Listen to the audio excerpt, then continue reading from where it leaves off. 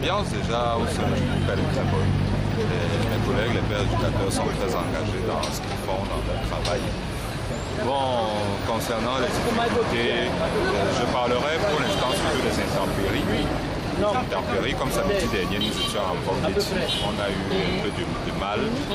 Beaucoup de gens voulaient vraiment faire le test de dépistage, mais quand la pluie s'y est mêlée, vous comprenez bien que ça a découragé quelques-uns. Bon, à part cela, les jeunes ils sont réceptifs au message que nous venons leur délivrer. C'est vrai que plus on avance, plus on se rend compte que beaucoup de gens n'arrivent pas encore à cerner la réalité de la maladie du sida et ils ne comprennent pas encore très bien quels sont les modes de transmission et comment est-ce qu'on utilise un préservatif. Bon, heureusement que nous sommes là, nous avons été formés pour ça et on essaye de leur apporter des éléments de réponse. S'il y avait 2 ou 3 choses à modifier dans votre façon de faire, quelles seraient ces 2 ou 3 choses pour que le message passe véritablement? Dans notre façon de faire, moi je n'ai pas grand chose à nous reprocher. Ce que je demanderais peut-être du gouvernement, c'est que les pères éducateurs soient davantage nombreux pour cette campagne parce que la masse de jeunes à sensibiliser est énorme.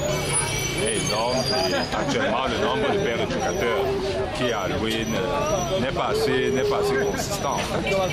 Donc si pour les prochaines éditions on pourrait ouvrir un peu pour qu'il y ait encore une centaine de pères éducateurs qui viennent renforcer la campagne dans la ville de Yaoundé, ce serait une bonne chose parce que le travail il est vraiment difficile.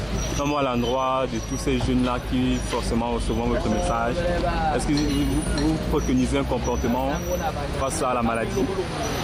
Bon, je ne peux qu'inviter les jeunes à davantage de conscience. Parce que le sida est bel et bien une réalité.